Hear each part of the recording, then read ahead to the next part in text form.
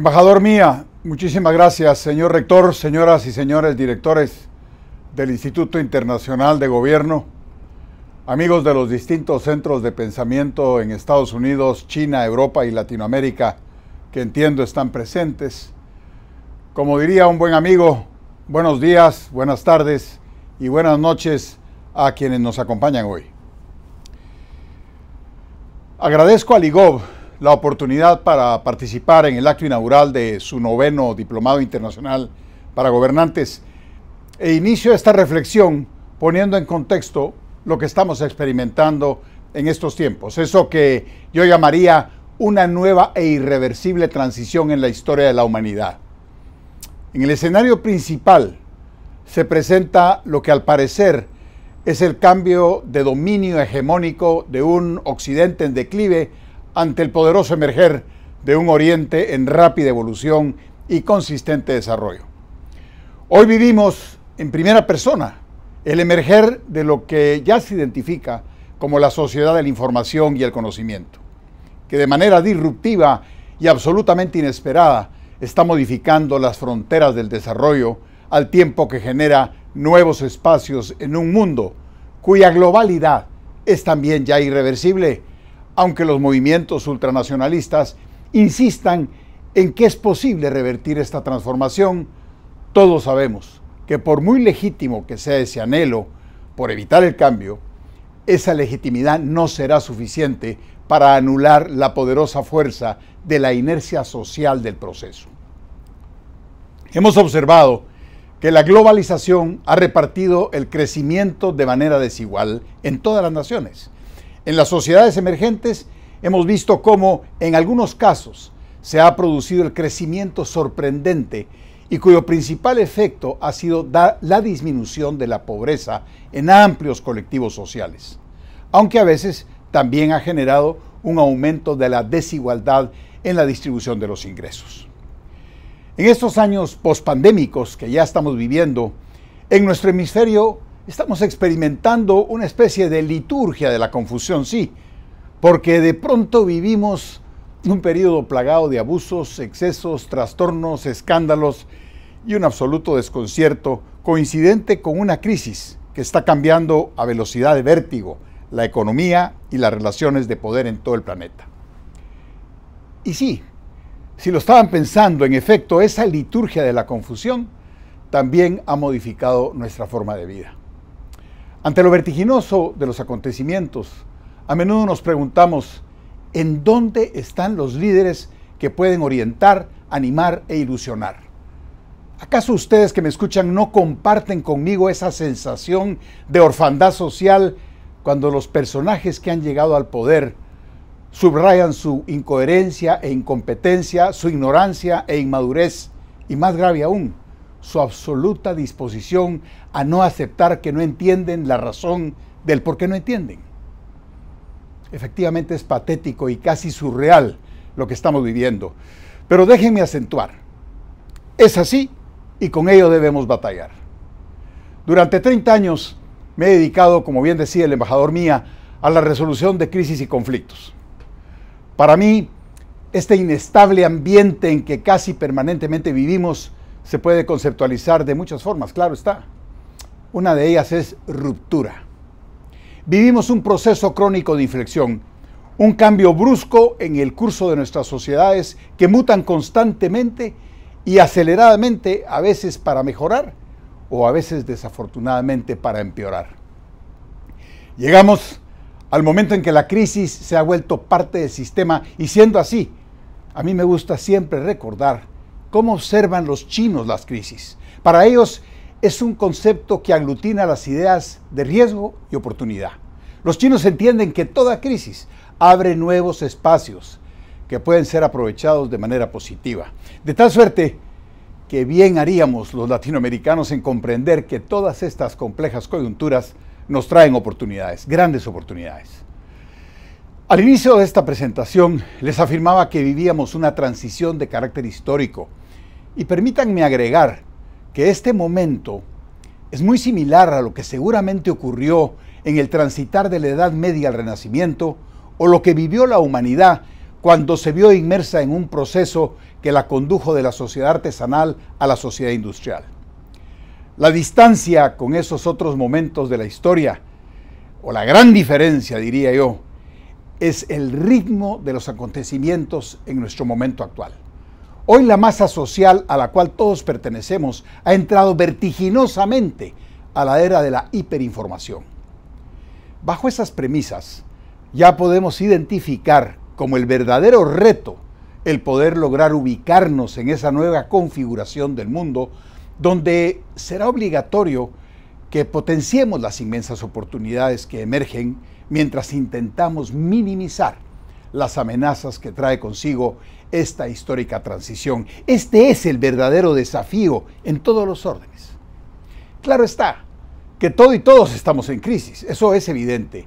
Está en crisis el Estado-Nación como expresión de la soberanía, de la democracia, de la praxis política y de su propia identidad. Está en crisis el ámbito del sector empresarial al que se le presentan infinitas posibilidades, pero cuyo proceso de adaptación y gestión no lo tiene claro.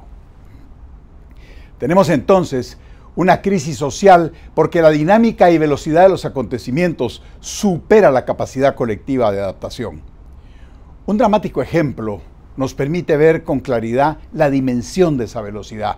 Al bicho humano le tomó más de 100 años disponer de energía eléctrica en todo el planeta. El Internet ha hecho presencia global en una generación o menos de una generación. Amigos, este es el contexto social de nuestro tiempo. Entremos entonces en materia. ¿Cierto? Sabemos que tenemos hoy 19 países latinoamericanos, cada uno con su historia, sus matices internos, sus matices políticos. Con lo cual generalizar y pensar por qué suceden eventos de una u otra naturaleza en cada uno de ellos, pues que no es muy recomendable y tampoco me será posible. Sin embargo, me queda claro que las elecciones recientes en Perú, Chile, Colombia, parecieran ser en parte resultado de un rechazo al estatus, más que una lucha ideológica clásica. Y aquí se van a sorprender. A mí me queda claro también que hay una gran debilidad en los partidos y en las instituciones, y que se ha enfatizado el voto por el cambio para sacarnos teóricamente de donde estamos, buscando algo diferente. Pero ante todo, se dibuja con claridad un total rechazo a las instituciones y a la clase política, a los políticos. Boric, por ejemplo, no era parte de un partido fuerte y gana más por el hartazgo de la gente que por que supieran el destino de una propuesta concreta que cambiaría positivamente a Chile, más allá de lo positivo que venía ese país. Hoy Boric, como Castillo en Perú, están sufriendo un desgaste monumental porque están muy lejos de sus promesas y se han vuelto incoherentes ante la aspiración de quienes votaron por ellos. Miren ustedes qué gran contradicción. El caso colombiano, que hoy entusiasma a muchos, podría ser un caso similar. Desde mi perspectiva, la victoria de Petro sigue siendo muy cuestionable en cuanto a su legitimidad, en cuanto a la victoria, dicho. Pero ciertamente no me corresponde a mí, sino a los colombianos resolver eso. En el caso de México, México tiene un presidente con niveles de popularidad altos, muy altos, a pesar de los discretos resultados en cuestión de seguridad, economía y el manejo de la pandemia. Y aún así, su cercanía con los sectores populares mexicanos sigue muy fuerte, extremadamente fuerte, diría yo. Recientemente, el director ejecutivo del Center for Media Integrity de los Estados Unidos, ex embajador jubilado de esa gran nación, John Feeley, escribió un ensayo breve del cual citaré alguna parte por el valor importante que agrega a los criterios expresados allí y le agrega pues a estas reflexiones que hoy hago. En ese ensayo publicado por el embajador, él dijo: la reciente cumbre de las Américas en Los Ángeles subrayó que el hemisferio occidental enfrenta varias crisis. Por ejemplo, nos dijo que cuando se celebró la primera cumbre de las Américas en Miami en 1994, la democracia era el estándar incuestionable de la gobernanza regional. Hoy ese estándar de democracia también está en crisis. De hecho, agrega el embajador Feeley, la cumbre se convirtió en la desafortunada historia de quién fue invitado y quién no. Independientemente de los puntos de debate en la cumbre, el retroceso democrático y el aumento de cierta gobernabilidad autocrática en México, El Salvador y Brasil, por no hablar de la extinción de la democracia en Cuba, Nicaragua y Venezuela, representa una realidad preocupante que va más allá del paradigma tradicional de izquierda y derechas, y yo coincido plenamente con él. Philly profundiza e identifica una tercera crisis que está directamente relacionada con el estado andrajoso de la democracia hemisférica, el ecosistema mediático malsano. La forma de informar a los ciudadanos para que sean administradores de sus propios destinos políticos y económicos por medio de las urnas es un componente esencial de una sociedad democrática próspera.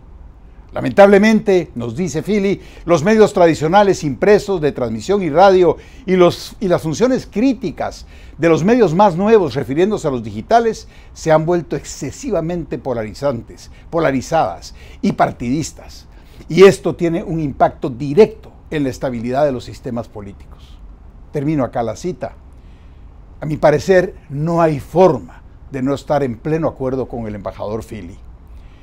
Entonces, la tesis que sostengo sobre el polvorín latinoamericano de los últimos tiempos es que hemos estado expuestos a uno de los actos de oportunismo político más sobresalientes en la historia del subcontinente. Y ese oportunismo ha sido protagonizado por un pequeño y reducido colectivo que ha pasado de su casi invisible militancia en las calles a ser un gigante en la protesta social de hoy en día. Y esa es la izquierda radical.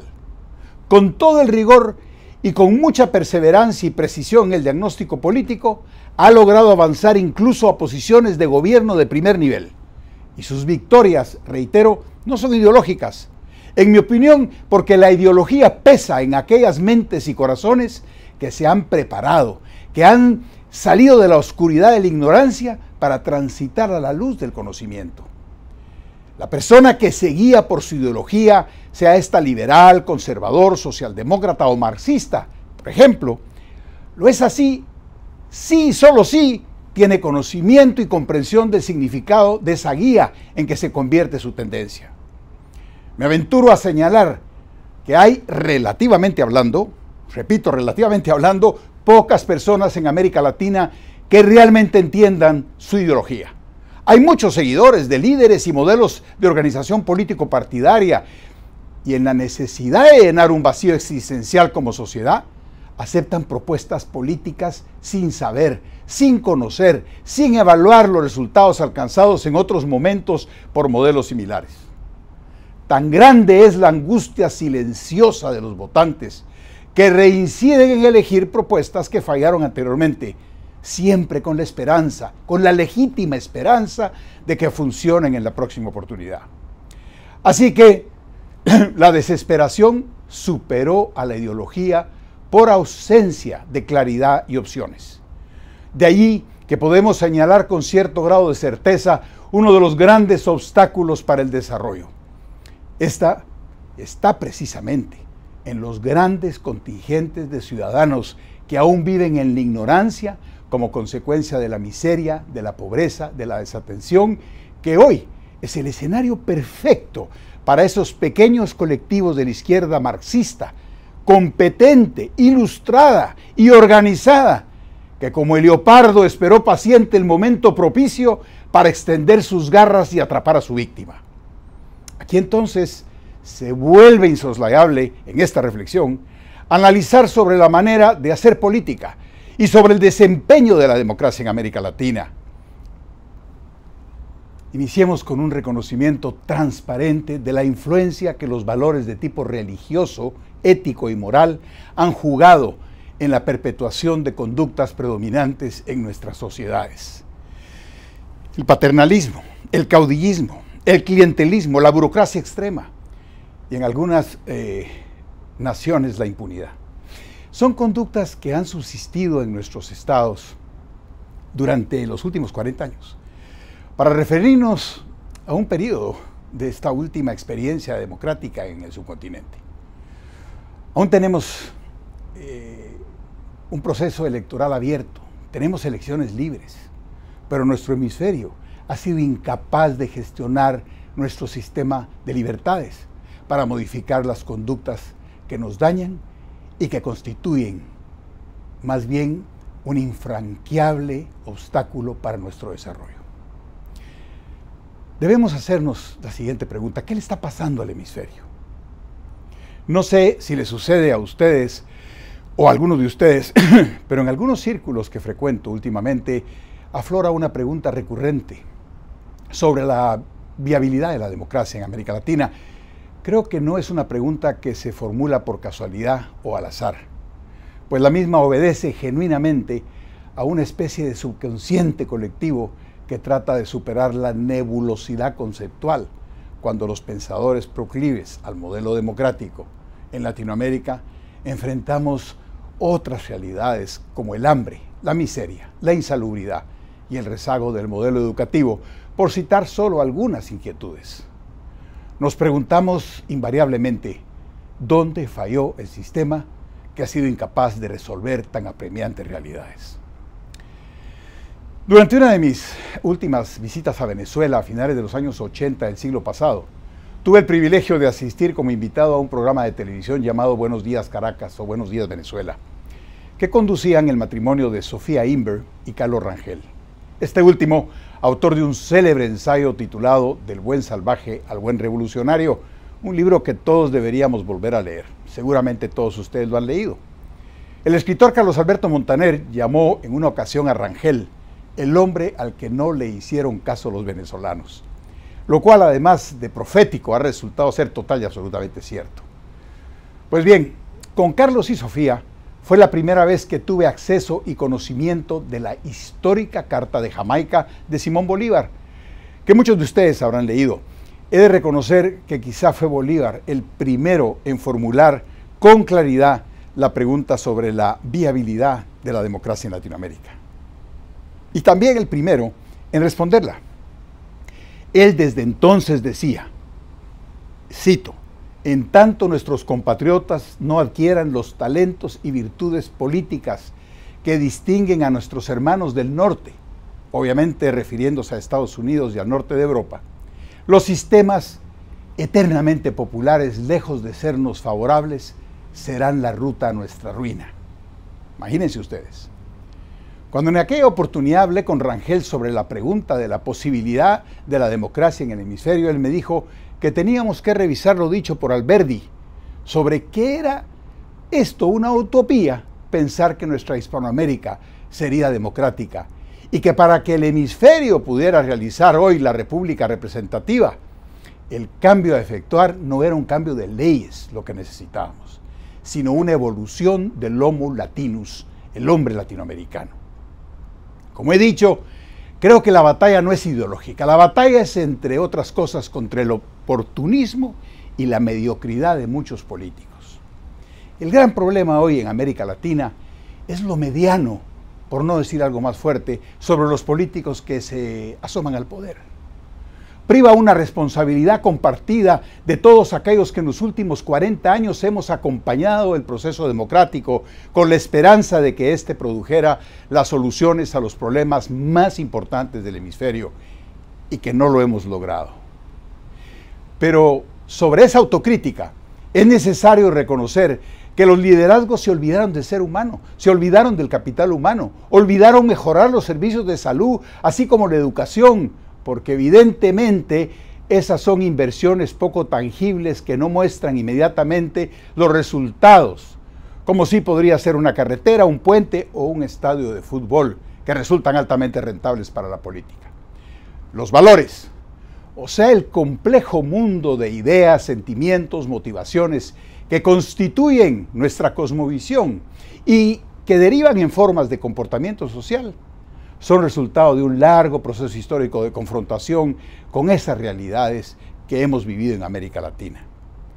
Constituyen ese saber colectivo acumulado por los pueblos que se transmite de padres a hijos, de maestros a alumnos, de adultos a jóvenes, de líderes a seguidores, de sacerdotes y líderes cristianos a sus fieles, de los comunicadores sociales a sus audiencias, de gobernantes a gobernados, y así abarca eso un amplio campo del conocimiento humano.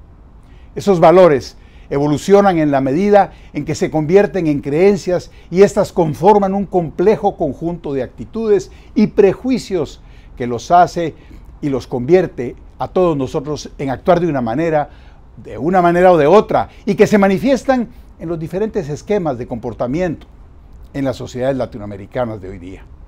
Se transmiten por la interacción humana, se cambian, se modifican, se refuerzan por el poder inmenso de los tiempos modernos que ha conferido a los medios digitales, esos medios de comunicación que de alguna profética forma nos describió entre finales de los años 60 y principios de los 70 del siglo pasado en su Aldea Global, el filósofo y teórico de la comunicación Marshall McLuhan.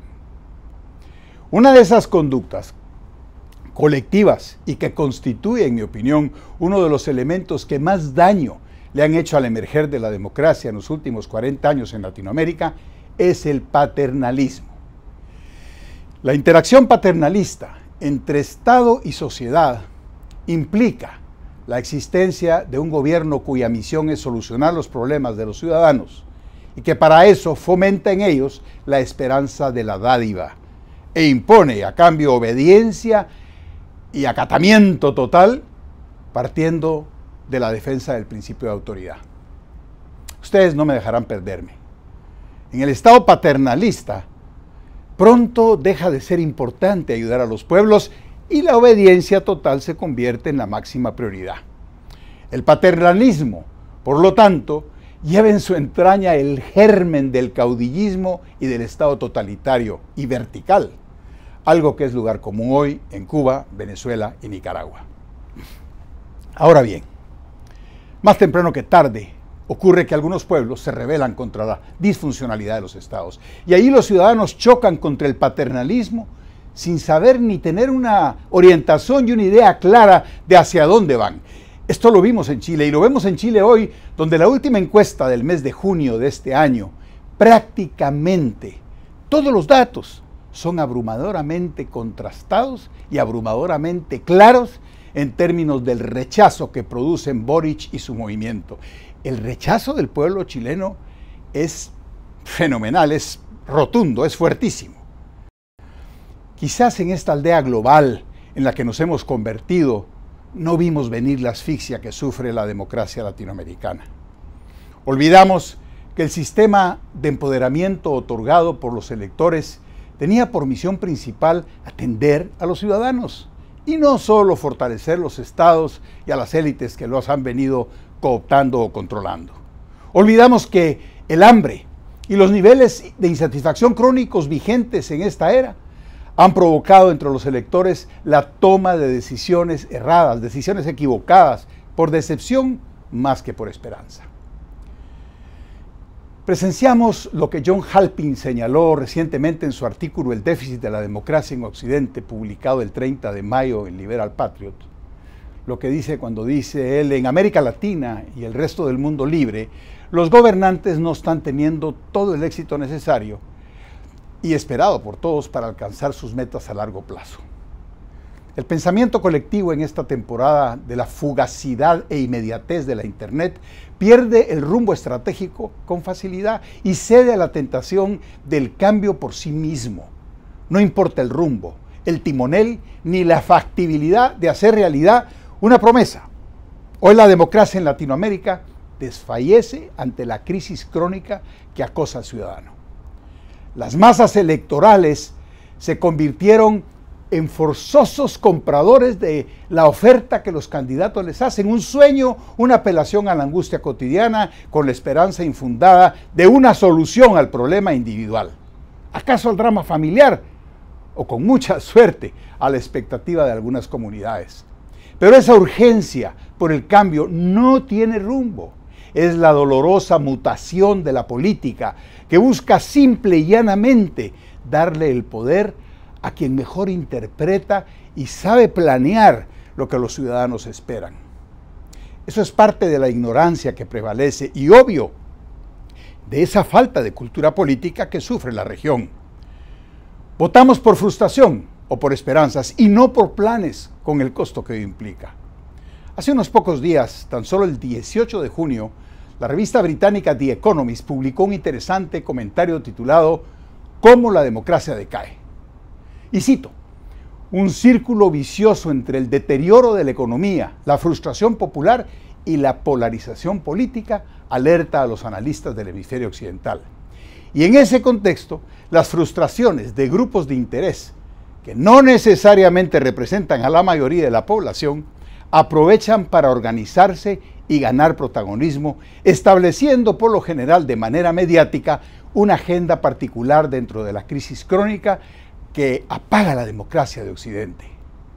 The Economist se refiere con elegancia y prudencia a los grupos a los que yo he calificado anteriormente de izquierda radical, y ahí coincidimos plenamente. Quizá alguien me escuchó o yo escuché a alguien.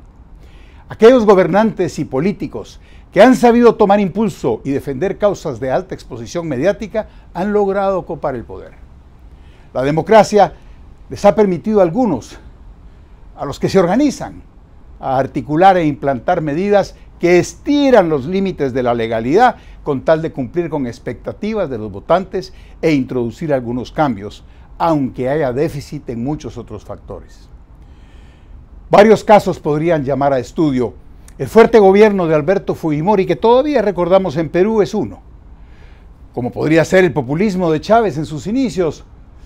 Otra página sería la de las expectativas de cambio que llevó Lula da Silva bajo el brazo cuando gobernó y que heredó a su sucesora y partidaria Dilma Rousseff, y el cambio que eso provocó, que hoy es muy radical, con Bolsonaro en Brasil. ¿Y qué decir de la dinámica que tiene hoy el presidente Bukele como gran líder de El Salvador, sin olvidar al desquiciado tirano nicaragüense Daniel Ortega, cuya última hazaña fue la expulsión de las hermanas de la congregación de la Madre de la Teresa de Calcuta? Hágame favor. ¿Cuáles han sido los logros de las derechas y las izquierdas? Ninguno de los dos modelos tiene una receta universal. Sin embargo, hay algunos números que sería bueno revisar rápidamente.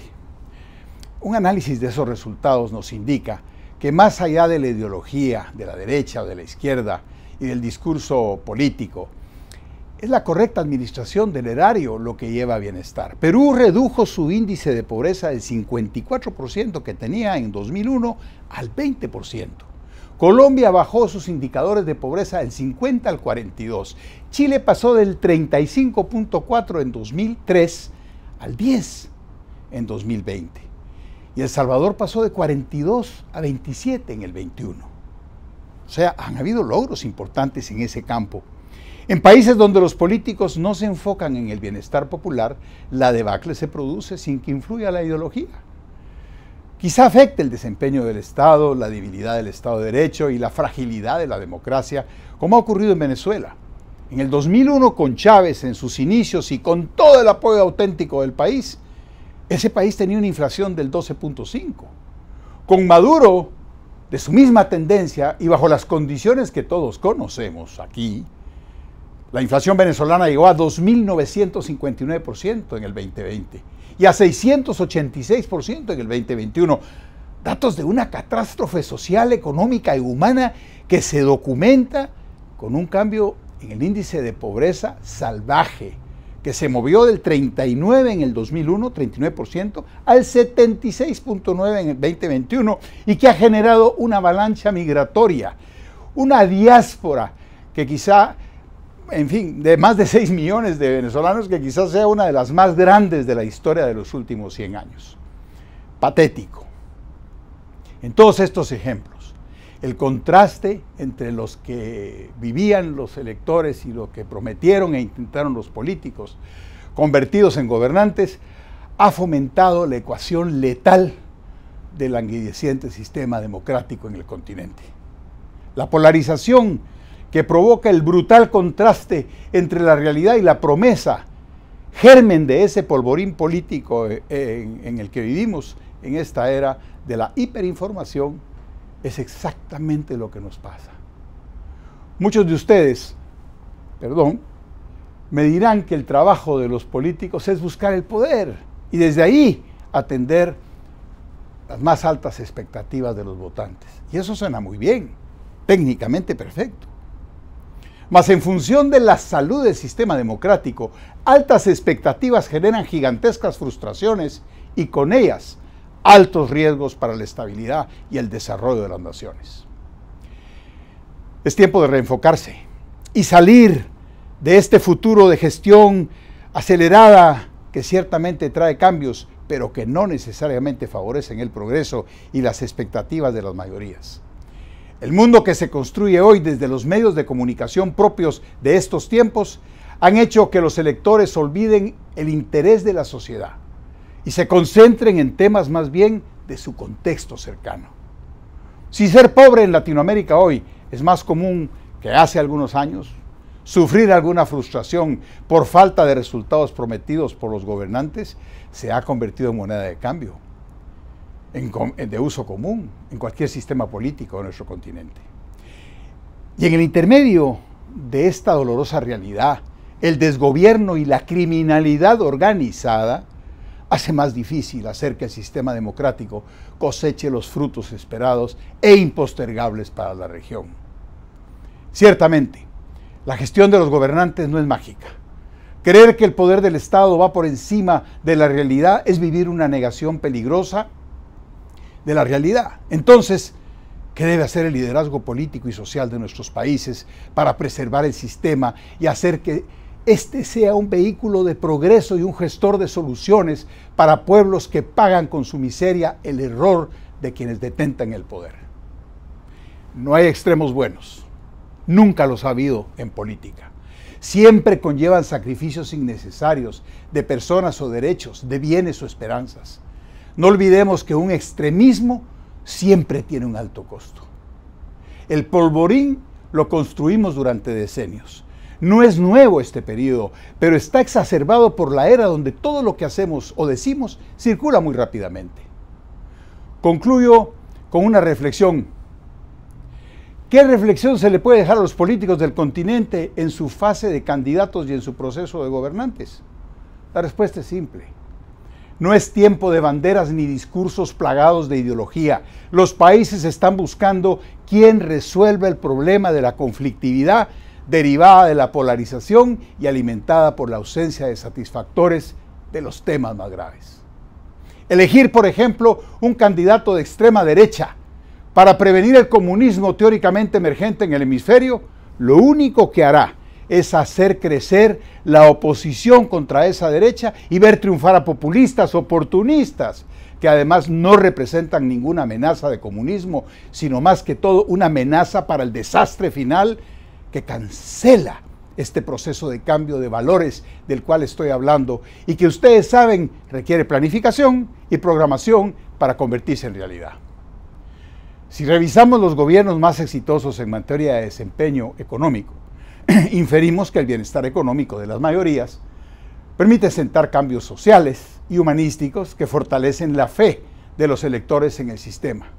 Ir a contrapelo de ese axioma de gobierno es sentenciar a la perpetuación de la crisis y a la acumulación del descontento social, camino innegable de más destrucción, más cambios sin rumbo y menos oportunidades para hacerle frente a una realidad de por sí apremiante.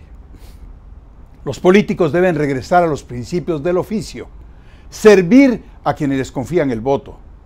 Si regresa fehacientemente ese compromiso cuasi dogmático, la democracia se salvará y la fe de los votantes podría convertirse en algo más que un permanente ejercicio de prueba y error cuyos dolorosos resultados hoy sufrimos todos.